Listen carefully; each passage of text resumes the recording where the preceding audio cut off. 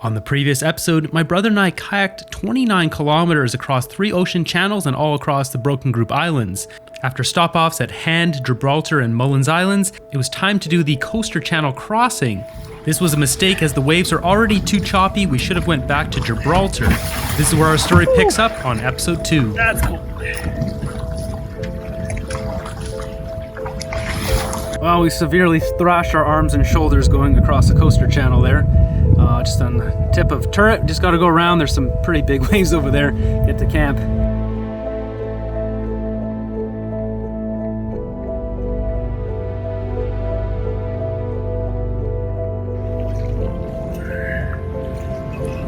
So strong. Coming around the edge of Turret Island, we'd soon be faced with our greatest challenge yet. All right, we're heading to the belly of the beast here. Wave Town. Trying to get around Turret camp, stay close to shore hopefully, and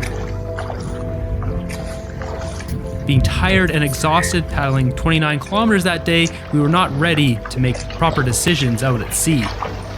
Now on a calm day, it would only take maybe 15 minutes to paddle over to camp from this spot, but going directly into the wind and the current, we were fighting an uphill battle. Woo.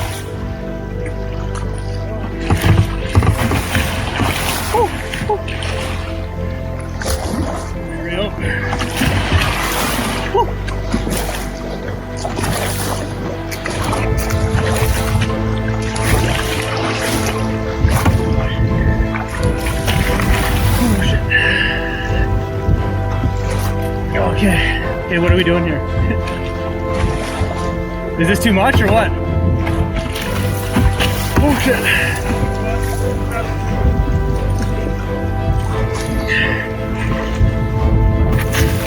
Oh shit. Oh shit. Oh.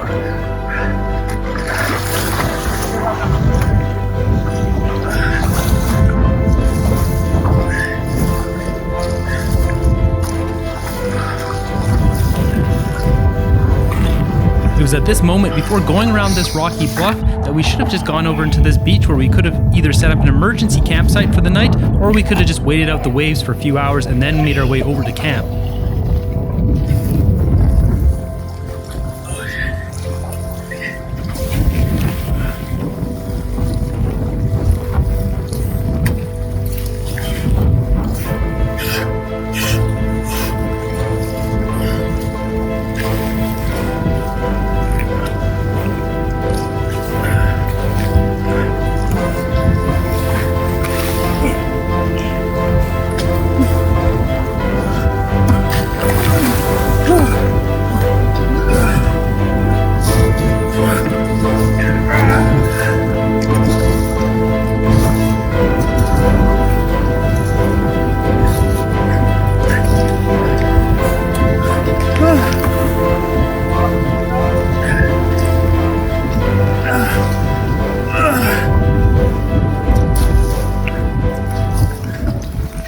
It was at this moment we should have immediately bailed to the right behind the rock and beached up into the rocky shore for safety.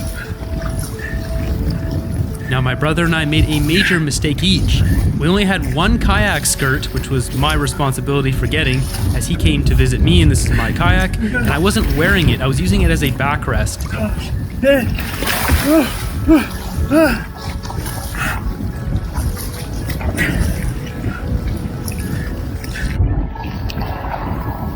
Okay, I can go more that way. Now foolishly, before the armchair kayakers will say it, we were idiots. I always thought a kayak skirt was to prevent water from getting in from the rain. It never occurred to me the thought of a tidal wave completely filling the cockpit of the kayak. And then again, we both really didn't have any experience sea kayaking, so that's just a rookie mistake. Either way, this is a major mistake on my part. If I was wearing a skirt in the front, we would have been fine. Hang on to the right. Now if you're unfamiliar with a kayak skirt, you wear it almost like a skirt. It attaches to your body, you put your life jacket over top of it, and it attaches very securely to the kayak, which prevents any water from getting in. Now the second major mistake we made here, you can hear in my voice, I was not comfortable going into this. If I was by myself, I would have turned around or I would have pulled off, but my brother was like really adamant of just push, push, push, let's get to camp, and that is also the wrong decision to make.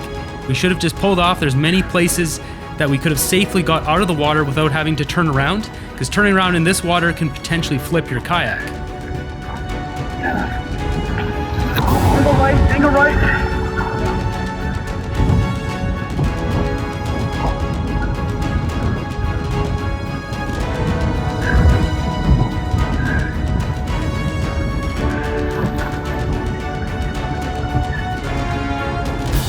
At this point, there's about 2 or 3 inches of water in the bottom of my kayak, which I believe is slowly filling up the bulkhead in the front. There's a leak either on the hatch or by my feet. I'm not sure at this point. How much water can I take in here? How much water can I take? No. But water in there. Angle right.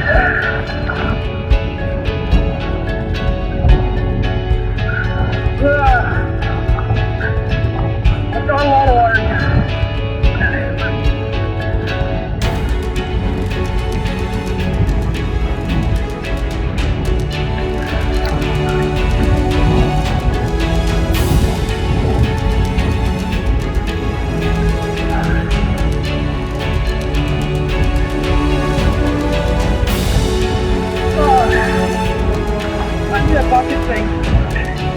Another mistake that was also made is when I was feeling fear of being in here, I should have just voiced it louder instead of saying like, oh, is this okay? Is this too much?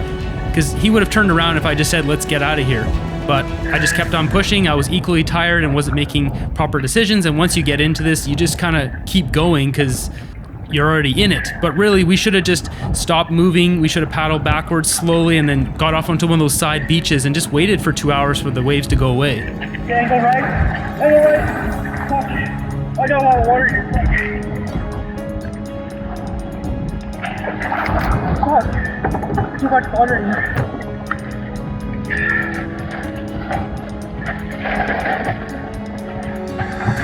At this point, out of sheer panic and exhaustion, not thinking straight, I'm using a Ziploc bag as a bailer versus actually using the proper gear. My brother hands me this pump, which I soon find out does not pump the water out fast enough, and it is filling the kayak as the waves hit.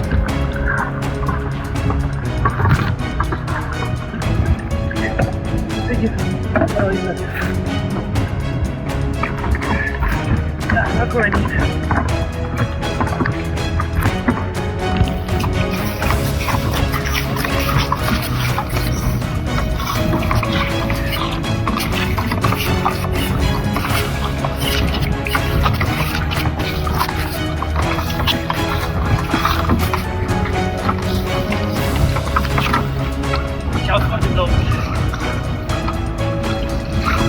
Go right.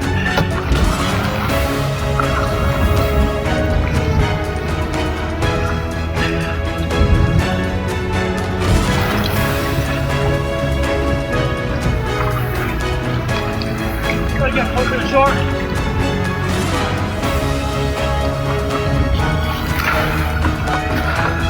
I know, you're getting him. Get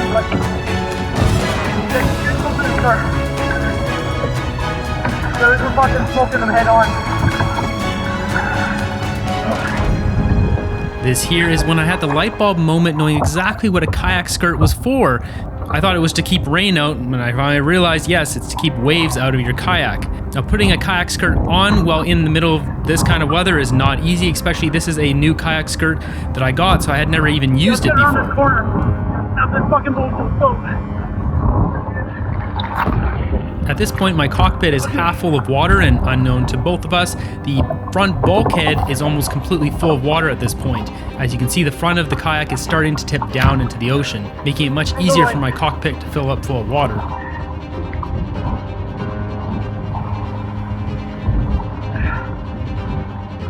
That's it right there. Around the corner.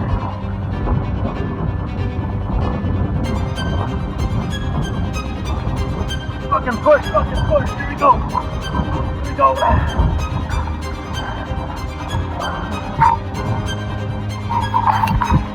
Oh shit, I gotta pump it.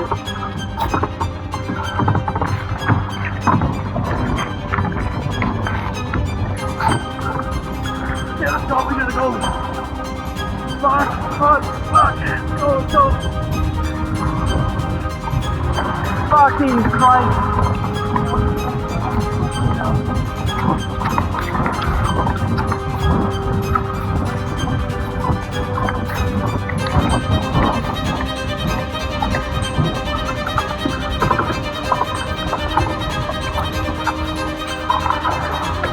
towards the water.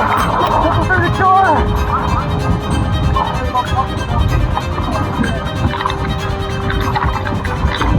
Let's go, let's go. Let's go. Let's go. Let's go. No.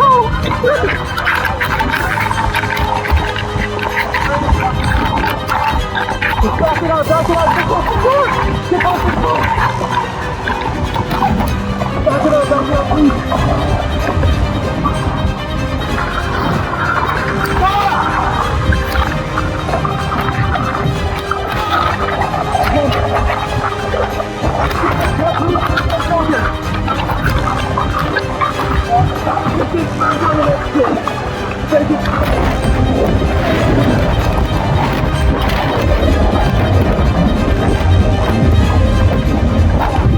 It was at this point that both the front bulkhead and my cockpit were completely full of water.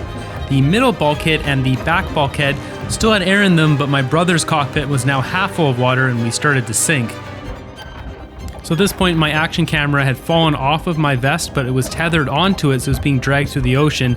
I jammed it into my kayak next to me. As you can see here, I'm sitting in the ocean while kayaking, so I'm almost up to my neck in water, but still holding onto the kayak with my legs.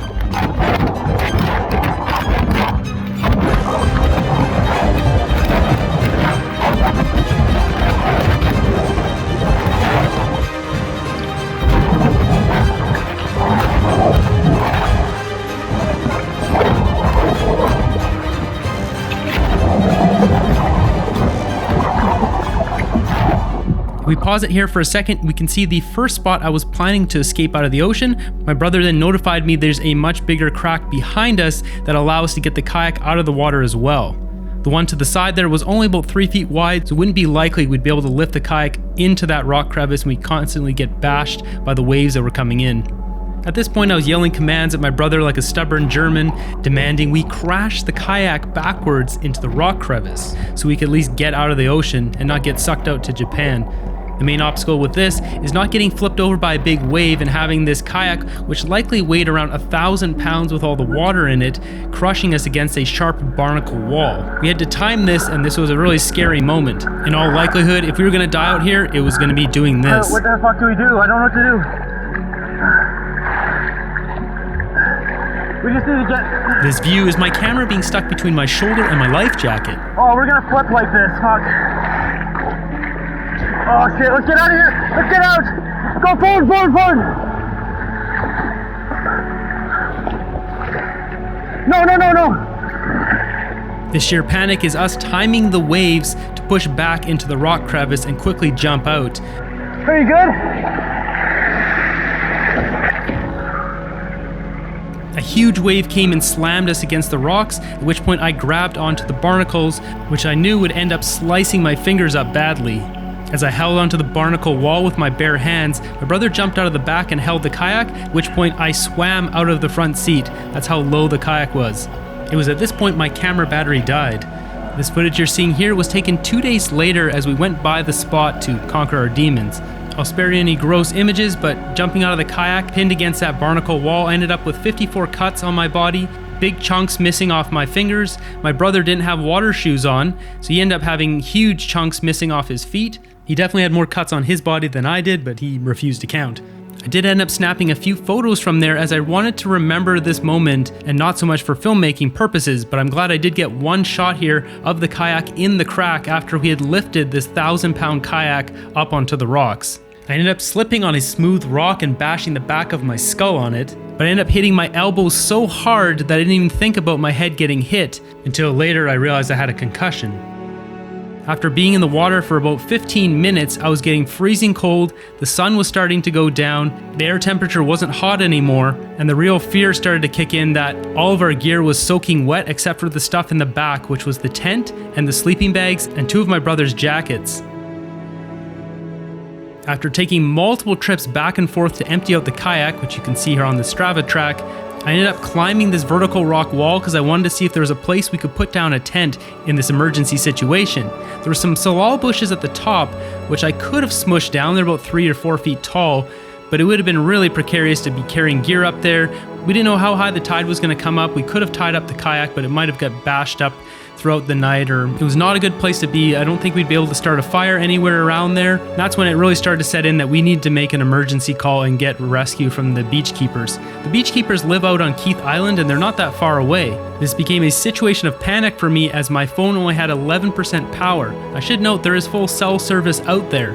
Little did I know my brother had 60% on his phone, but we weren't talking much, just pumping out the kayak. We're both in quite a bit of pain. I also opened up my dry bag with all my electronics and found 3 inches of water, which ended up destroying 2 cameras, as you can see here, completely corroded by salt water. I quickly sealed up the bag and started looking for a good place to be rescued. There was a spot I was able to jump out onto the rocks there, so I could flag down a boat if I needed to, but at this point all I could think about is we needed a rescue boat to come pick us up and, in the simplest situation, drop us off on the other side of Turret Island, as our tent was dry and our sleeping bags were dry, so that'd be good enough to get us through the night. And that's what we ended up doing.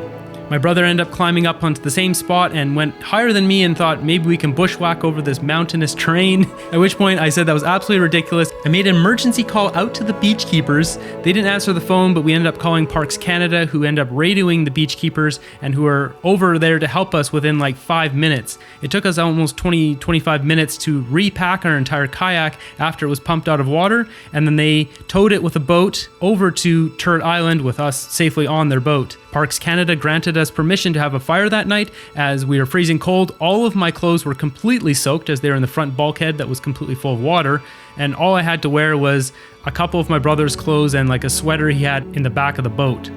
When we arrived at Turret Island, people could see we were in not good shape. The boat took substantial damage on the tops and sides. The rudder on the back completely broke off as we jammed ourselves into the rock. So people came out to help us. A father and son started building fire for us, and other people came help bring our gear out. Despite the traumatic situation, it was actually quite warm and welcoming to have everyone suddenly helping us out. Amidst pulling all our gear up, setting up the tent and all of that, cooking food, my brother took me aside for a second and said, "Hey, go check out the sunset." The whole reason he came out here was to get the sunsets out in the Broken Group Islands. He's much better at detaching the stress and trauma of the whole situation and just enjoying it, where I actually was in shock and kind of traumatized for the next 24 hours. He went out the next day by himself in the kayak and went fishing. Now you might ask, how does one go kayaking in a broken kayak? Well, there are no holes in the kayak, just the rudder was busted off, and some nice guys on the beach had all the tools. They had wire and all sorts of stuff. It was kind of a team effort. They all took it apart, figured out how to put it back together, put some screws in it, put some wire around it, and actually fixed the rudder.